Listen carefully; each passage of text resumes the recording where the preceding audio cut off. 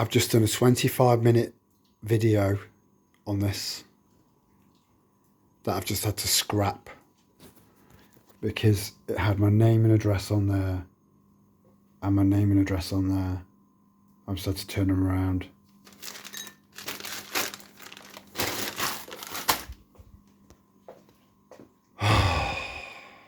Such a shame. Right, so I did do a bit of a rant video. I feel like I'm having to repeat myself now again, you know. And the dogs went ballistic as well. So I've got a little bit of information and a little bit of a chat. And yeah, I've spent the last almost a year and a half working on something that's for self-control, and with self-control as a byproduct of that comes self-discipline. And as you know, I don't drink during the week, but I have done tonight because this is kind of, and I'm nearly through the whole bottle, but it's kind of lasted all night, so I don't feel particularly pissed. I just feel chilled. And it kind of goes with all this, you know, bit of candle making, glass of wine, bit of a chat. Right, so someone sent me a bit of information earlier on about, again, BOVAER. I think this is stuff that this is the sort of information I think we should be sharing, really. And I've got some theories on that. So Muller is a massive corporation. Bear with me, this is going to be kind of multifaceted. Huge corporation. So they're going to use quite a few different dairies because there's no way that one dairy can supply such a massive corporation exclusively. It's impossible. But it does appear that most of the dairies that are involved with Muller have fallen. I'm going to use the word fallen because I think it's quite an appropriate word, really, because these are farmers, like I've said before, they've either they're either thick as pig shit, ironically, or don't give a shit, just don't care, like zero morals, scum of the earth fuckwits. And again, don't tar all of our farmers with the same brush as these twats. And I'm loving naming and shaming these people. I'm loving it. They deserve to go out of business. Boycotting is beautiful. And it's power to the people. Or they've been so desperate to keep their business alive that they've caved in, which to me, it makes them just as bad. You know? Diversify. Don't be a prick. So this is from Lidl. I've gotten this information from another channel, so I'm going to name the other channel at the end of this, because she's going around from store to store and she's getting stuck in, and she's one of us. I don't think she's one of our little tribe, but she's kind of still one of us, you know? Awake, if you like. Again, that word's kind of been diluted down a bit, but it's still a common term that we're all familiar with. So dairy manor milk is Muller, fallen. Soured cream, this is all from Lidl. Soured cream, which is from Arla House, Muller, Fallen. Double cream from Lidl, Muller, Fallen. The standard butter from Lidl, if you buy their standard stuff, their cheaper stuff, is contaminated with BOVAER. This stuff, the deluxe version from Lidl, from the research that I've done and the research that this lady's done, is absolutely fine. I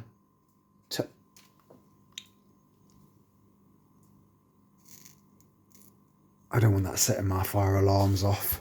I've already gone through a 25-minute video with these two acting like bastards. I don't want the fire alarms going off as well.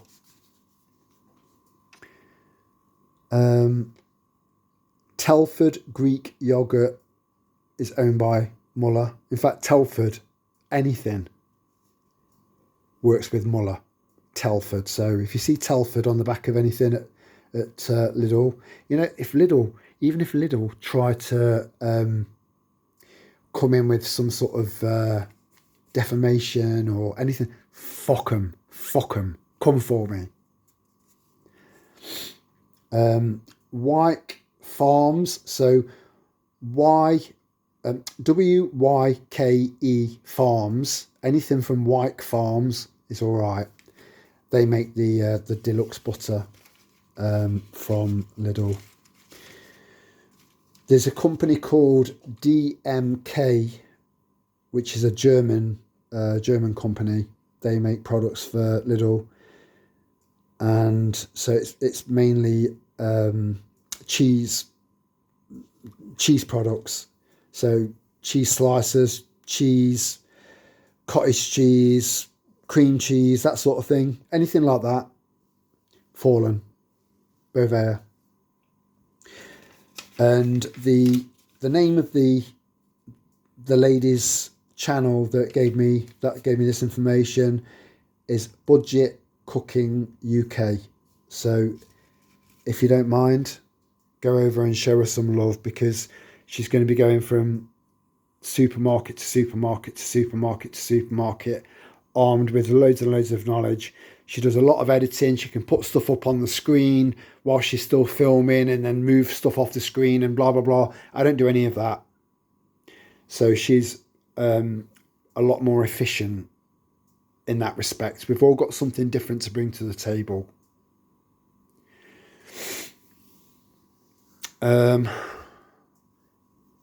Yeah, when I was a little boy, I used to get 50p a week pocket money off my dad, and once a year I'd spend all my pocket money on a box of After Eights that were this big,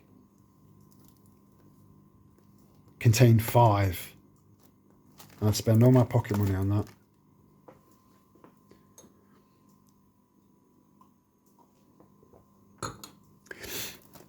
And every Tuesday and every Thursday, when I go to where I go for self-discipline and self-control, which I'll go into in another video at some point further down the line, because it's a bit deep, but I think you might find it quite interesting. I buy the same 4 cans of soup every time I go in there, because you can add seasoning, spices, blah, blah, blah. You can add loads and loads of stuff to 1 can of that, a load of pasta and water, and make 1 can of this soup. Feed a family of 4, no problem. I've tried it.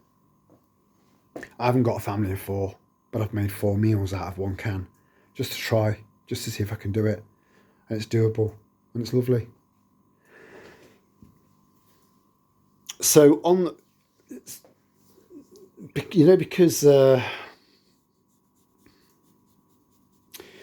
because I'm doing a lot of like I said, I'm doing a lot of ranty stuff at the moment, and again, it's good for it's good to get it off your chest. I'm not one of these kind of lying a chaise lounge sofa thing, talking to a therapist kind of person. And although it is good to talk, it's good to get stuff off your chest. And yeah, I find my own ways of working my way through things. So I need to just make sure that I have balance in the stuff that I put out, so that it's not all negative. That yin yang signs, it's very, very important that I maintain balance, and I think I've managed to achieve that over nearly 5 years now. So having a bit of a chilled video in the middle of the rants is probably the best I can do at the moment. And to all the ladies out there and the guys, yeah. So there's a certain gland that a guy's got, and don't, keep it clean. It's not that gland. So when we get colds and the flu, we are actually affected more. It's more intense for us because this particular gland is bigger in men.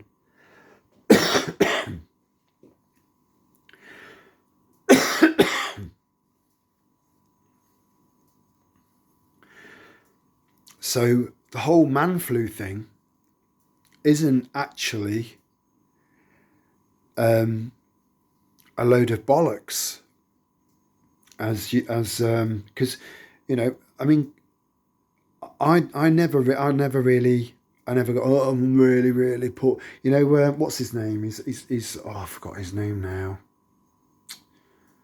The guy with one eye, nice bloke, glasses, with the lovely Julia. I've forgotten his name. That when that guy's got a cold, oh my God.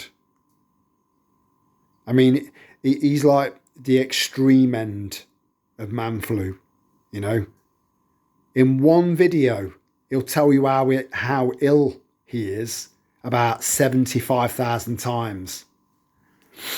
Nice bloke, but come on, mate, man up. But there is something in it, We do, when we get a cold, generally it is more intense than a cold that a woman would get. But then we've never had to give birth, so it kind of balances out a little bit.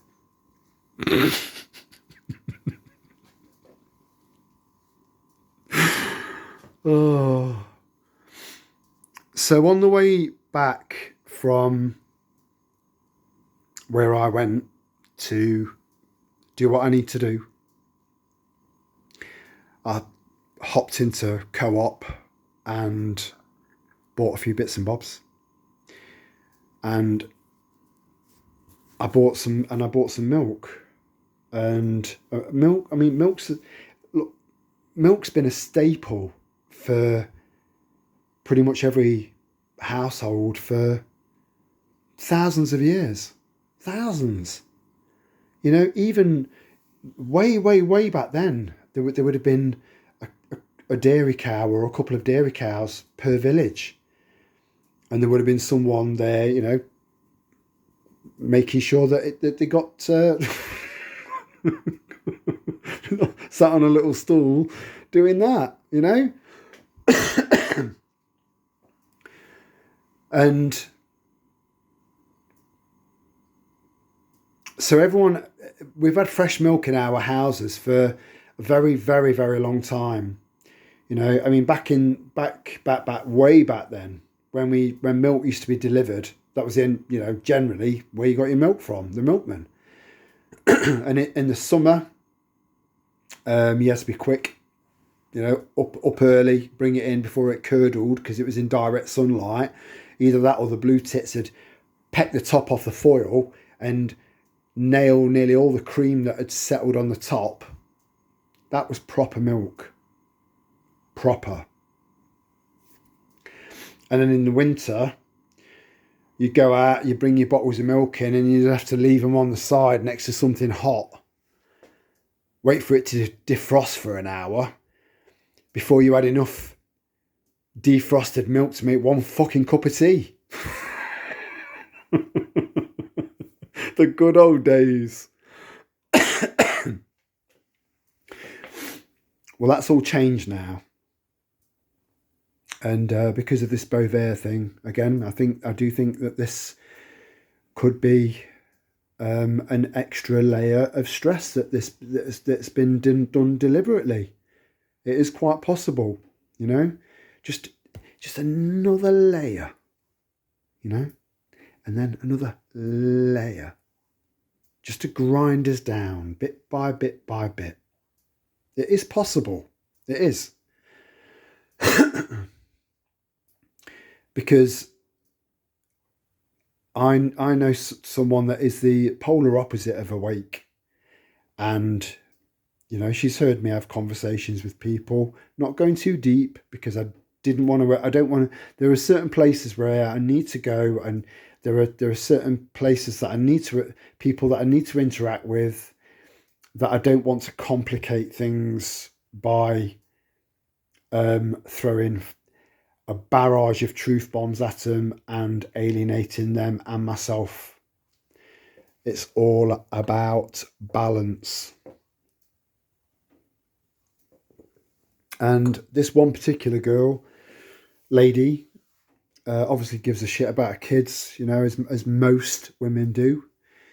And she said, what's all this BOVAER thing about? And I just kind of went, I skipped along it. I didn't go too deep. But the fact that she knew about this was interesting. And again, that made my suspicion a bit deeper. And so on the way back, so I do think this could be possibly a psyop, just to wear people down a little bit more, The more fearful you are, the more stressed you are, the easier you are to control and manipulate. It's all a head fuck. But as long as you're aware of it, it isn't, unless you allow it to be. So, and when you hear about, you hear Maya, Tusi, whatever. I'll just call him Tusi from now on. And not just him, a few other people. You hear about these leaked documents. They're not fucking leaked. Some of them maybe, 1 in 10 would be my guesstimate. The rest they're not leaked. They're not leaked, 1 in 10, you might get someone that's kind of got some semblance, some slight light of a moral compass buried deep inside them, where they thought, this is wrong, and I reckon I can get this out to the public without being found out, But I think the vast majority of stuff that's leaked is not leaked. It's just that it's put out on purpose. But that's just my opinion. So when I went to the co-op, what I'll do is I'll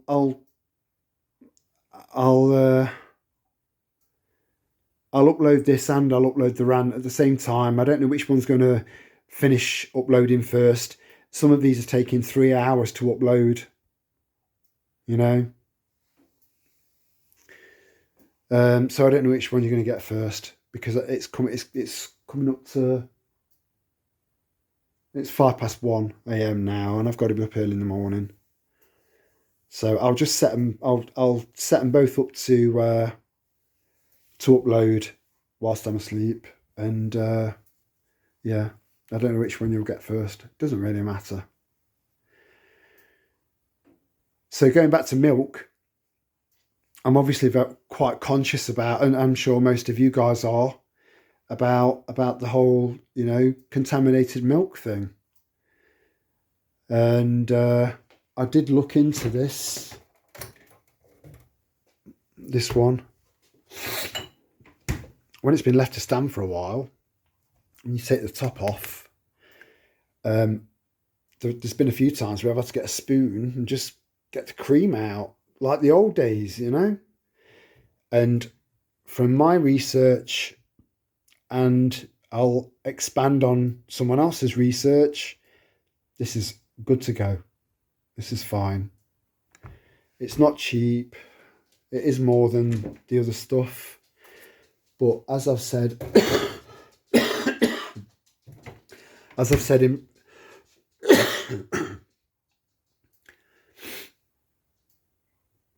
as I've said in previous videos, you're better off eating good quality meat that's really expensive once a week,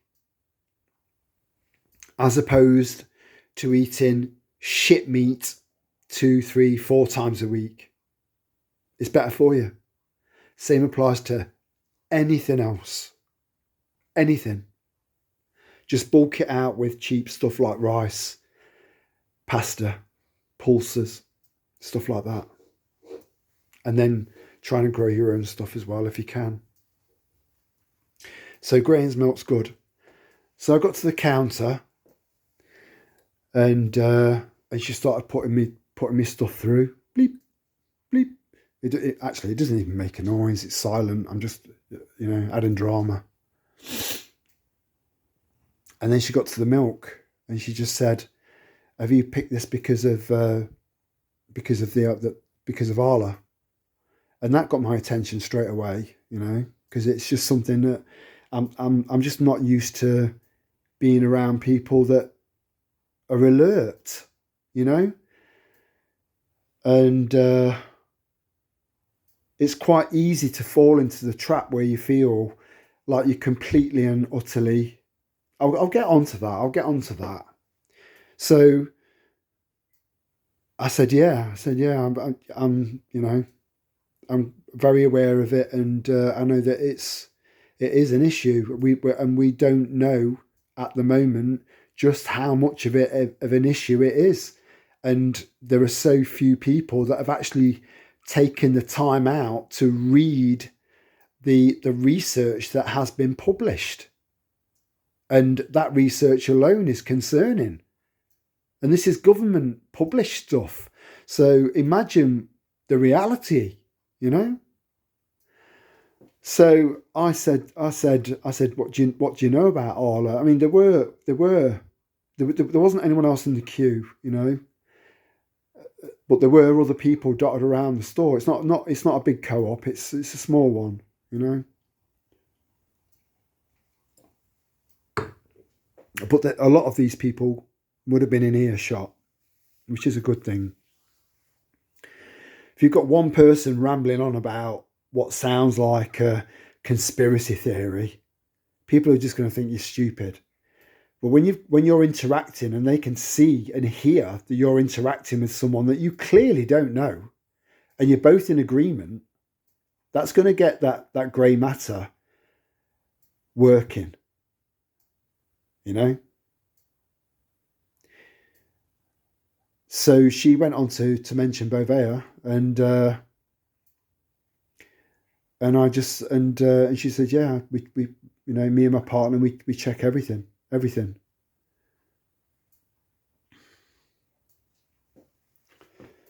So I said to her, so you're aware of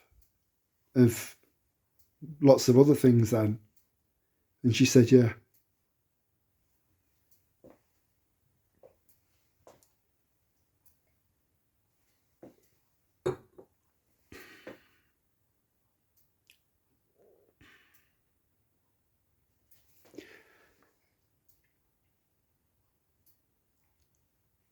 She said, yeah,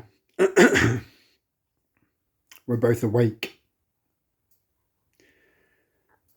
And the dynamics between us just changed like that. It was a beautiful feeling. And it kind of reinforced my knowing that there are so many of us out there.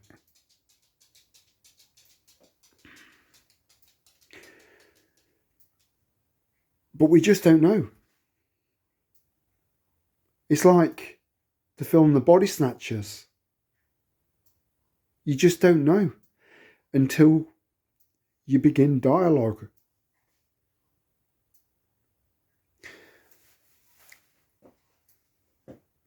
There are millions of us, but we're just fractured. And we're coming together bit by bit, you know, like a magnet.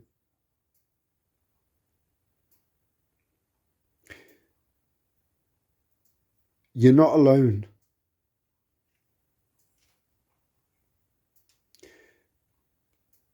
You may feel isolated and you may feel like you're alone, but you're not. You're not. I've never lied to you. You're not.